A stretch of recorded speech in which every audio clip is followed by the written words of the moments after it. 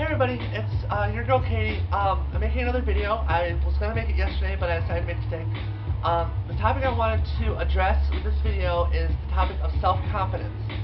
And I can't tell you how many girls that I know, and a lot of my friends, also deal with the fact that they have lower self-confidence.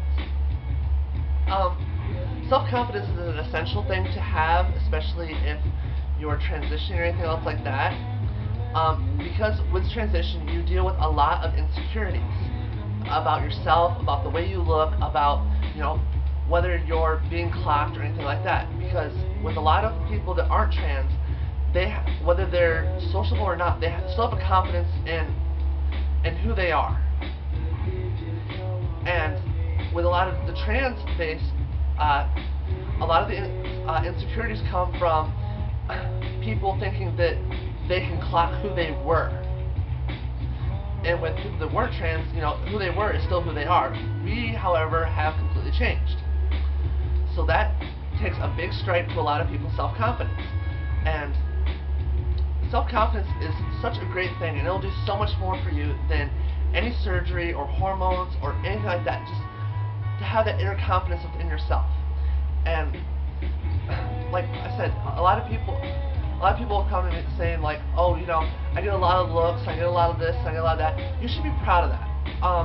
You should be proud that you're getting looks because, especially with the male to female transsexuals, the looks aren't such a bad thing. They have a feeling, even though a lot of them have the feeling that they're being clocked, a lot of times you're actually not being clocked. It's because you were used to your life, your past life, and not getting a lot of looks, especially if you were the guy or whatever, and you weren't getting a lot of looks. It's a completely natural thing that when you switch over, you think you're getting clocked, and you're not. It's because you're a female, and females get looked at a lot more than any guys, and we get looked at by guys because obviously we are to a lot of them, we are a sexual object, which women are. We are very sexual, sensual, and that is some of our qualities, and we project that. We also get looked at by a lot of girls, and when you're getting ugly looks, and people are staring at you and giving you, that look right there, they aren't clocking you. A lot of times it's because you may be prettier than them, or you may have a feature that they want. I get looks a lot of times, especially from bigger women and shorter women, because I'm tall, I'm skinny, I have long legs, I have a pretty good body, and I get a lot of looks. So, I used to think that too. I used to think all the time, like, oh God, they might know. Oh God, this person might know. And you know what? They don't. It's a natural thing, and it's something that people have to get accustomed to. To just take the look as what it is, a look. They might like what you're wearing, they might like this. If they give you the dirty look, it's probably because you're either prettier or you're wearing something that they can't wear. Or you did your hair like really nice and they can't do that. Or it's something like that. A lot of times they'll give you dirty looks over good qualities. So you shouldn't be insecure over your good qualities. And yes, I'm not saying that as trans, we don't have, some of us have some tells. But you know what? There are a lot of tells that you can flaunt to your advantage.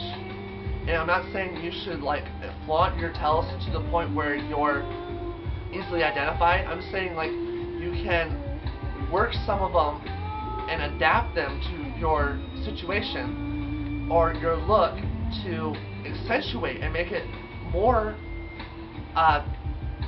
work it into your looks and make yourself look more pretty. Because there are a lot of females have some masculine features. Just the same as there are men that have feminine features. It's not that big a deal. And like one of the girls was saying, you should aspire to look up, the people that have the commercial beauty. And I totally kind of disagree with that in a way, because I feel that if you're aspiring to be like Beyonce or Angelina Jolie or Jessica Alba or anybody like that, if you're trying to go for that look, I'm not saying that you shouldn't, or you shouldn't take away something from that to add to yourself if you look up to them, but you shouldn't base your entire appearance on what you see commercially, like in TV and in magazines and stuff like that, because a lot of what they do is because they're constantly in the spotlight. So they constantly have their game stepped up.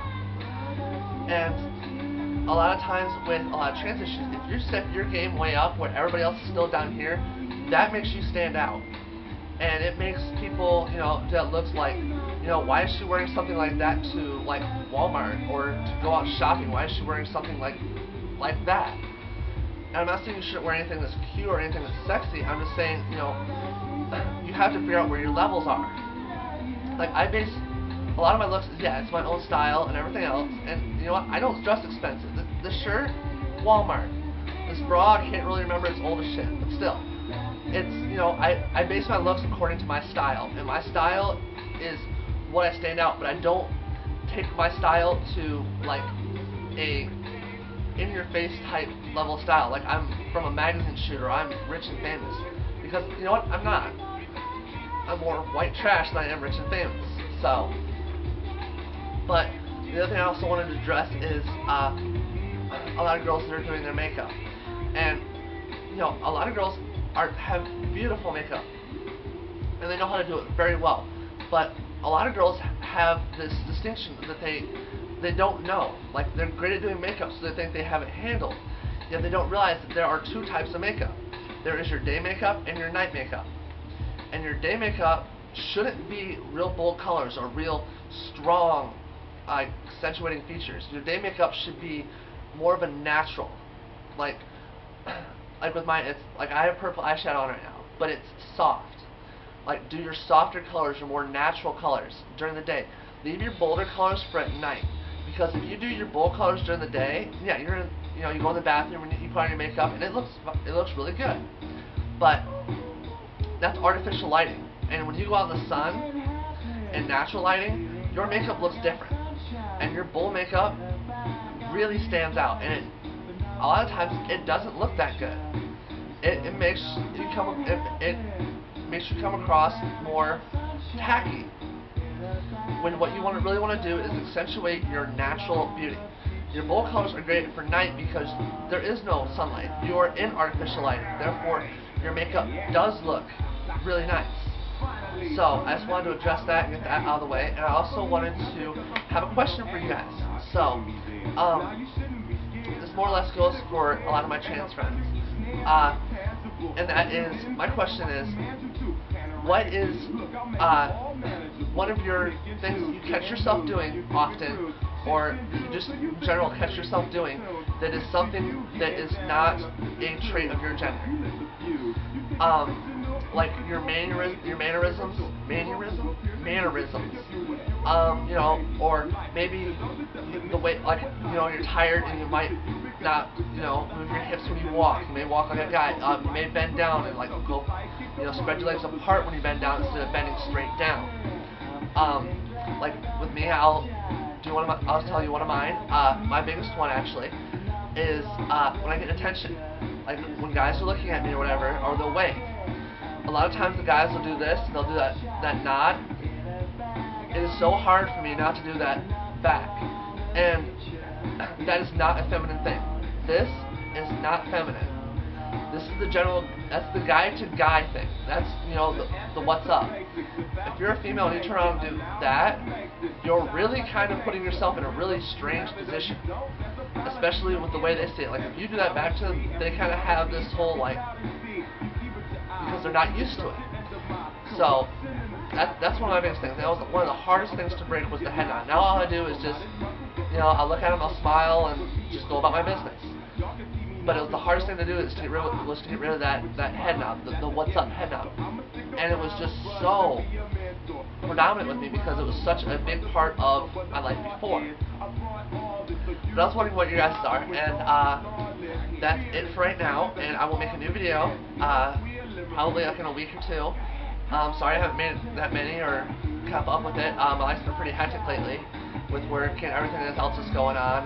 Just you know, the average girl thinks too much drama. So, but I'll try to keep up with this. If you guys have questions or anything else like that, feel free to let me know. Like I said, you know, I'm really curious to know what your guys' you know, tells are. Like mine with the head knob. Leave those in the comments or send me a message or something. I'm really curious to know. And that's it for right now. And I love y'all, and I'll see y'all later. Bye.